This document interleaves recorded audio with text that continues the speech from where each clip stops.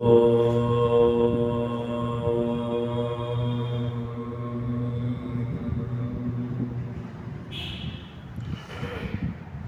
समाज घटायन जिला मुजफ्फरनगर की ओर से श्री परविंदर कुमार दहिया जी, जो होली चाइल्ड पब्लिक विद्यालय के संस्थापक प्रधानाध्यापक, जिन्होंने आज एक विशेष आयोजन अपने विद्यालय में रखा, उसमें 50+ की आयु जो पार कर चुके, उन सभी के अंदर जो विशेष कोई योग्यता है सम्मानित किया है। आर्य समाज घटायन को भी परविंदर दहिया जी की ओर से, जो इस आयोजक के मुख्य कर्णधार रहे, उन्हीं के सानिध्य में सब कार्य हुआ। घटायन आर्य समाज को सम्मानित किया गया। हम सभी आर्य परिवार परविंदर दहिया जी की दीर्घायु और सफल कार्य के लिए परमात्मा से प्रार्थना करते हैं। जिन महानुभावों के सानिध्य में जो विशिष्ट अतिथि रहे, अतिथि तो वैसे सभी होते हैं ऐसे आयोजनों में, विशिष्ट अतिथियों के द्वारा जो सम्मान किया गया, उनके नाम इस प्रकार से हैं। श्रीमान श्रुतिधारा आर्य जी, श्रीमान मेजर जनरल जी प्रमोद सहगल जी, श्री कुलभूषण जी, स्वामी तेजस्वरानंद जी, मिस्टर प्रत्युष गोयल जी, कुंवर देवराज पवार जी और मिस्टर कुशपुरी, कुंवर शेखर जी, डॉक्टर R.M. तिवारी जी के कर कमलों से ये सम्मान सभी प्रतिभागी जो वहाँ रहे, जो विशेष कार्य समाज राष्ट्र परिवार के लिए करते हैं, उनको सम्मानित किया गया। सभी आयोजकों, संयोजकों, सह संयोजकों, उपस्थित सभी जितने भी प्रतिभाशाली आत्माएं उपस्थित रही, सभी धन्यवाद के पात्र हैं। विशेष धन्यवाद परविंदर दहिया जी, जिन्होंने इस कार्यक्रम को बहुत दूरदर्शिता के आधार पर रखा। मेरा वजूद फाउंडेशन अर्थात एक संगठन जो एक विशेष कार्य इस राष्ट्र समाज में करता रहे। अब मैं आर्य समाज घटायन की ओर से कुछ अपने क्षेत्र के कार्यरत जो कार्य हैं, उनकी सूक्ष्म से थोड़ी सी विवेचना आप सभी के मध्य में रखता हूँ। वह इस प्रकार से है। सभी बुद्धिजीवी वर्ग, बुद्धिमान व्यक्ति शिक्षा के क्षेत्र से उन्नति की कामना करते हैं। शिक्षा के बगैर मनुष्य का सर्वांगीण उन्नति नहीं हो सकती। यह पहले भी था, अब भी है और आगे भी रहेगा। हम सभी आर्य समाज घटायन महर्षि दयानंद सरस्वती जी के विशेष अनुयायी होते हुए, समाज सेवक रहते हुए, अपने राष्ट्र में विशेष उन्नति चाहते हैं। इसके लिए एक छोटा सा अपना विचार आप सभी के मध्य में रखता हूँ। हम सभी मनुष्य जाति ज्ञान को जन्म से लेकर मृत्यु पर्यंत सीखते रहते हैं। विद्यालयों में, गुरुकुलों में, परिवारों में, और यहाँ से अलग भी यदि मनुष्य कहीं कोई नई वस्तु पदार्थ देखता है, उसकी ओर आकर्षित होता है। और ऋषि भी यही बताते हैं कि मनुष्य विद्या के बिना उन्नति नहीं कर सकता, और तो और भक्ति भी नहीं कर सकता। जहाँ से शक्ति की शुरुआत होती है, आरंभ होता है, वह भी बिना विद्या के नहीं हो सकता। विद्यालयों में और अन्य संस्थाओं में हम दो विषयों पर विशेष बल देते हैं। केमिस्ट्री और फिजिक्स दोनों विषय बहुत आवश्यक होते हैं। इनसे मनुष्य उन्नति करता है। केमिस्ट्री अर्थात जो तत्व हैं उनका मिलान करके नया तत्व बनाते हैं, उनका उपयोग करते हैं और अपना भौतिक उन्नति को प्राप्त करते हैं।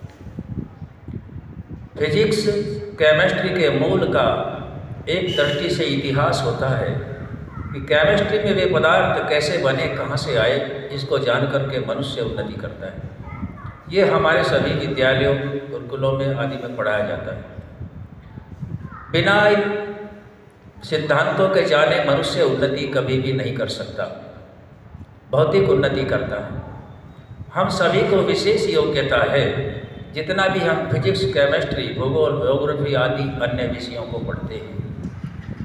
उन सभी की विद्वान लोग सबसे पहले रिसर्च करते हैं। रिसर्च अर्थात उनकी खोज करते हैं, और खोज करने का अर्थ यही है कि वह वस्तु, वह पदार्थ पहले से ही विद्यमान है, उसको हम रिसर्च अर्थात खोज कर रहे हैं।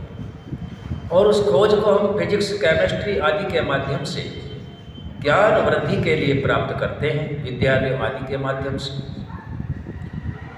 और हमारी शिक्षा से विद्या का ऊंचा स्थान रखा गया है। उस विद्या के आधार पर हमें यह भी विचार करना चाहिए, आज हम सभी रिसर्च करते हैं, हम सभी को उस सर्चकर्ता की ओर भी जाना चाहिए। ऐसा महर्षि दयानंद और अनेक ऋषियों का मत रहा।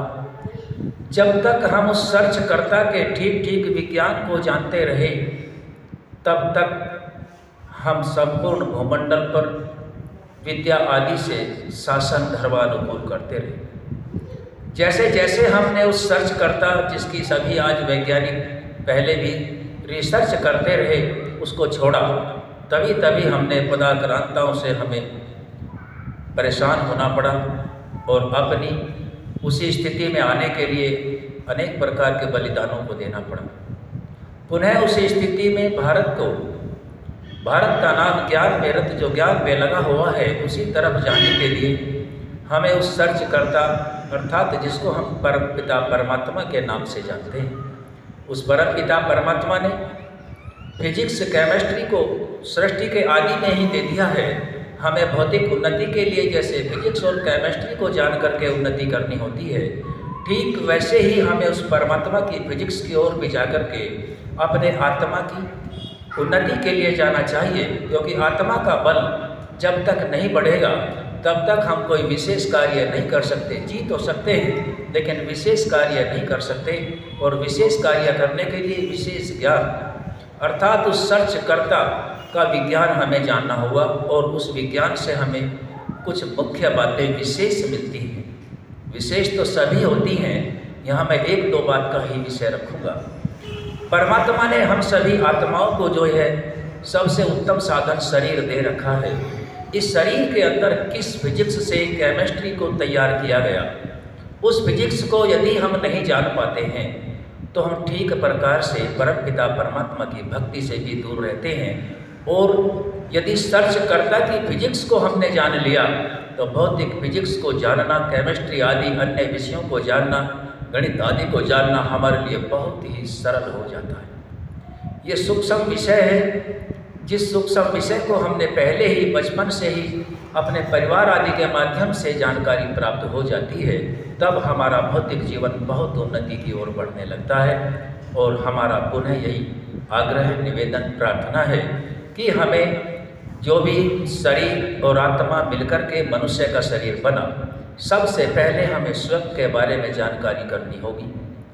और उस जानकारी के आधार पर शरीर का स्वामी कौन है, आत्मा है, और वही आत्मा परमात्मा की व्यवस्था से अनेक सुखों को प्राप्त करता है, जिस सुख का नाम अनंत सुख है, जिसको हम मोक्ष के नाम से भी जानते हैं। सभी जितने भी हमारे शास्त्र, वेद, उपनिषद आदि हैं, सभी के माध्यम से हमें यही समझाया जाता है कि परमात्मा की उपासना इस भौतिक शरीर के माध्यम से नहीं हो सकती। इस भौतिक शरीर के माध्यम से तो परमात्मा के ज्ञान, वेद और ऋषियों के दिए हुए ज्ञान शास्त्र के अनुसार हमें शरीर की संरचना और उसके कार्यत्व को जानना होता है। और जब हम शरीर की रचना और कार्यत्व को जान करके आत्मा से उसका अनुभव करते हैं, जिस समय आत्मा का परिजान होने लगता है, तभी हम परमात्मा की आराधना आदि करके अनेक सुखों को प्राप्त कर सकते हैं।